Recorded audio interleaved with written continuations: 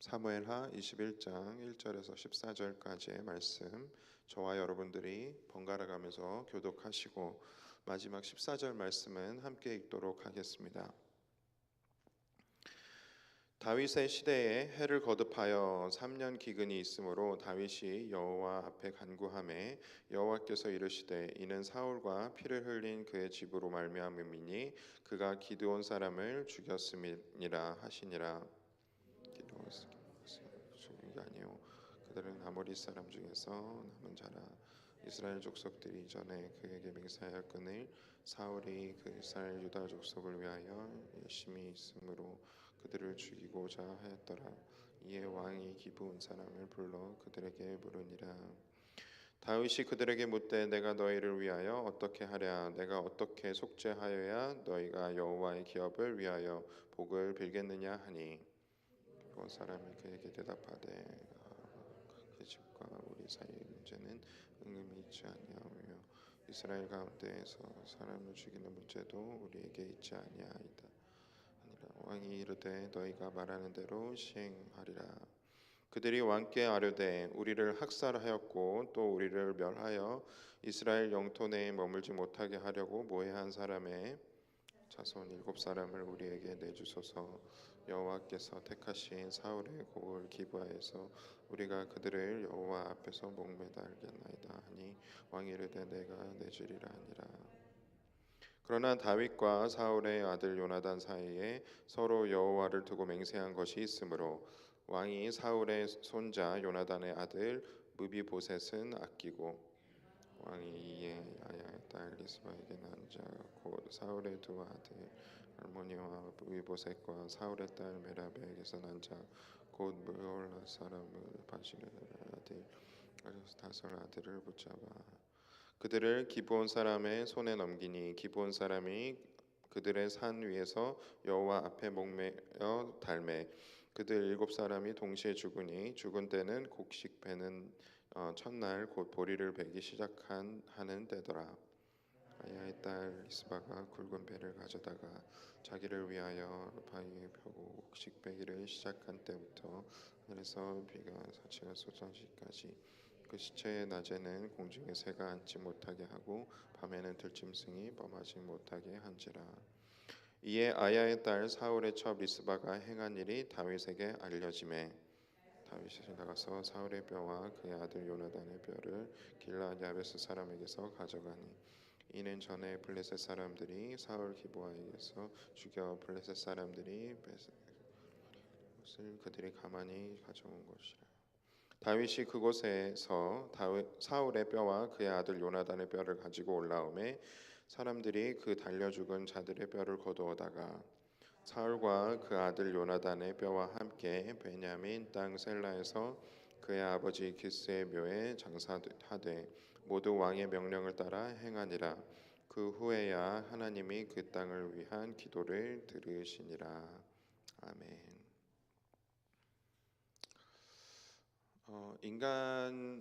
인간과 하나님의 관계는 언약으로 맺어진 관계였습니다. 처음부터 그랬고 그리고 지금도 그렇고 앞으로도 그럴 것입니다.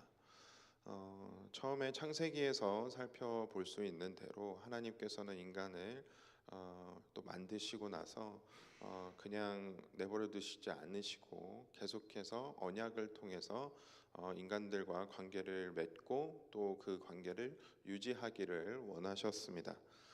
그것을 이스라엘 백성들은 잘 알고 있음에도 불구하고 또 하나님을 배반하고 하나님 말씀에 불순종하면서 또 그 언약으로 맺어진 그 관계를 스스로 깨어버리는 일들을 계속해서 반복해 왔습니다.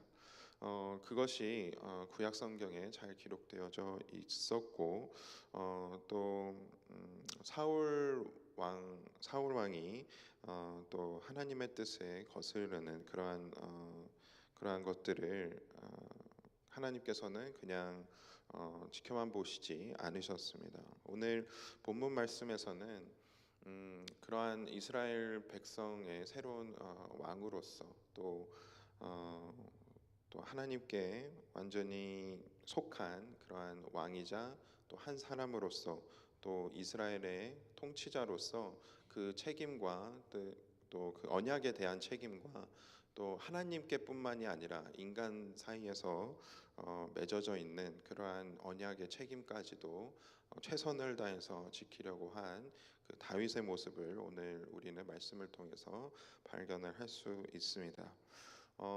오늘 본문 말씀에서 첫 장을 첫째 절을 보게 되면 다윗의 시대에 해를 거듭하여 3년 동안 기근이 있었다라고 기록이 되어져 있습니다. 근데 이것이 이스라엘 백성들한테는 굉장히 큰 일이었고 어떻게 보면 재앙이었을 텐데 다윗은 곧바로 그것을 여호와 앞에 간구했다라고 또 합니다.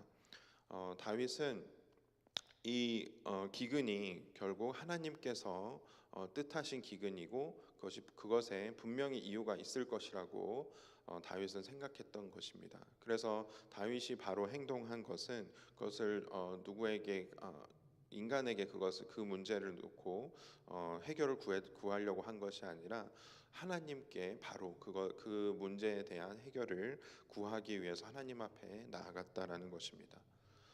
그에 따라서 하나님께서는 말씀을 하셨는데 그 이유를 말씀을 하셨는데 그것이 사울과 피를 흘린 그의 집으로 말미암았다. 그리고 사울이 기브온 사람들을 죽였기 때문이다라고 해답을 주셨습니다. 이것은 보통 일은 아니었습니다. 왜냐하면 이 기브온 사람들이 어떤 사람들인지를 살펴보면 이스라엘 백성들이 가나안 땅을 정복할 당시에 이 기브온 사람들은 여호수아를 속이고 또 여호수아와 동맹을 맺는 데에 또 성공을 합니다. 그래서 그들이 이스라엘 백성들과 협약을 맺고 그 가나안 땅에서 함께 머무르기로 함께 이스라엘과 함께 살면서 살아가는 데에 그 허락을 받게 되는 그러한 민족이었습니다. 결국 그 뿌리는 이방 민족이었기 때문에 사울 왕도 그것을 잘 알고 있어서 아마 이 기브온 사람들을 이스라엘 땅에서 완전히 멸하려고 했던 것 같습니다. 그런데 어쨌든 이 하나님께서는 이 기브온 사람들을 비록 그들이 이방 사람들이었지만 그들이 종신분으로서 이스라엘 사람들과 함께 가나안 땅에 사는 것을 하나님께서는 분명 그냥 허락하셨다라는 것을 우리는 알 수 있는 것이고 또 그것을 사울 왕이 그것을 자기 마음대로 자기의 뜻대로 이 기브온 사람들에게 아주 학살을 하게 되고 또 그들을 멸하려고 했던 그러한 마음을 하나님께서 뜻하시지는 않았다라는 것을 우리는 알 수 있는 부분입니다. 그리고 그렇게 사울 왕이 그렇게 그들을 학살하고 그들을 멸하려고 했던 그 상황 속에서 결국 그 이스라엘 땅 안에 사울 왕에 대한 원한을 품고 있는 그 백성들, 사울 왕에 대한 원한을 품고 있는 민족들이 이스라엘 땅 안에 계속해서 머무르고 있는 것 자체가 이스라엘 민족에게는 어떻게 보면 굉장히 큰 리스크가 될 수 있는 위험이 될 수 있는 그러한 요소라고 할 수 있는 것이죠. 그렇게 하나님께서는 그 위험한 요소를 그냥 바라만 보고 계시지 않았던 것입니다. 그래서 이스라엘 땅에 3년 동안의 기근을 하나님께서 허락하신 것이고 또 분명한 메시지로서 다윗에게 말씀하셨다라고 생각이 듭니다. 그 분명한 메시지는 바로 언약에 대한 책임이라는 것이죠. 다윗 왕은 그 하나님과 맺은 언약에 대한 책임, 또 이스라엘 사람들 안에서 서로가 맺어진 그러한 맺은 언약에 대한 책임, 그리고 심지어 다른 민족과 함께 맺은 그 언약에 대한 책임을 얼마나 그 책임이 무거운 것인지 하나님께서는 그 다윗 왕과 또 이스라엘 백성들에게 분명히 하고자 하셨던 것 같습니다. 그렇게 해서 이제 다윗은 기브온 사람들에게 그 원한을 풀어주기 위해서 그들이 원하는 것은 무엇이든지 하겠다라고 약속을 합니다. 그리고 기브온 사람들은 대답을 합니다. 그 사울과 그 집안이 어, 그렇게 행했던 그 잘못들, 그것에 대한 대가로 사울 왕에게서 낳은 자식들 중에 7사람을 내어주면 그들을 처형하는 것으로 원한을 풀겠다라고 대답을 합니다. 이 부분에서 또 다윗이 요나단과 맺은 언약에 대한 그 책임을 지는 그 중요한 책임을 지는 그 부분을 또 발견을 할 수 있게 되는데요. 다윗 왕은 요나단의 자식만큼은 또 해치지 않도록 그렇게 또 조치를 취했다라는 것입니다. 그리고 그 외에 자식들 결국 7명을 내어주게 되고 그들의 죽음으로 기브온 사람들의 원한은 풀어지게 됩니다. 그 다음에 또 세 번째로 다윗이 책임을 다한 그 부분이 또 나오는데요. 사울 왕의 첩인 리스바가 그 자신의 가족들이 죽은 그 시신들을 지키는 모습을 또 우리는 발견을 할 수 있습니다. 굉장히 슬픈 장면인데 다시 한번 살펴보게 되면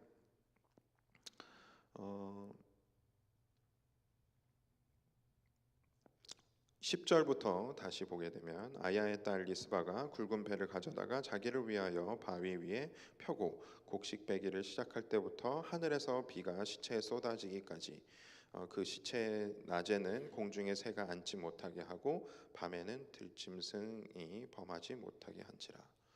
이것은 어떻게 보면 이제 가족의 죽음을 맞이한 사람에게는 굉장히 슬픈 모습입니다. 어, 가족들이 죽음 그 시신을 바라보면서 그들을 자기 마음대로 장사 지내지 못하는, 장례 치르지 못하는 그 가족의 마음이 온전히 드러나지는 그런 장면인데요. 이 소식이 다윗에게 또 들려졌을 때에 다윗은 그냥 가만히 있지 않았습니다. 다윗은 가서 12절부터 보게 되면 다윗은 가서 사울의 뼈와 그 아들 요나단의 뼈를 길랏 야베스 사람에게서 가져가니 이는 전에 블레셋 사람들이 사울의 길보아에서 죽여 블레셋 사람들이 벳산 거리에 매단 것을 그들이 가만히 가져온 곳이라. 13절 다윗이 그곳에서 사울의 뼈와 그의 아들 요나단의 뼈를 가지고 올라오매 사람들이 그 달려 죽은 자들의 뼈를 거두어다가 14절 사울과 그의 아들 요나단의 뼈와 함께 베냐민 땅 셀라에서 그의 아버지 기스의 묘에 장사하되 모두 왕의 명령을 따라 행하니라. 그 후에 하나님이 그 땅을 위한 기도를 들으시니라. 결국 다윗은 지금 또 이 사건 때문에 또 억울함이 남을 수 있을 그러한 사울의 후손들 가족들에 대한 또 그들의 통치자로서 그들의 지도자로서 그들의 왕으로서의 책임을 또 다하게 됩니다. 그들이 최대한 억울하지 않도록 그들의 시신을 다 거두어서 또 사울 왕과 요나단과 함께 또 그들이 장사 지내져야 할 곳에 장사를 지내줬던 것입니다. 이렇게 다윗 왕은 하나님과의 언약에 대한 책임, 그리고 기브온 사람들과의 언약에 대한 책임, 또 그들의 백성의 또 통치자로서 왕으로서의 책임을 다하는 모습을 오늘 본문 말씀을 통해서 모두 보여주는 장면입니다. 저희들이 이 장면을 또 보면서 또 배워야 할 것이 있다면 바로 이것인 것 같습니다.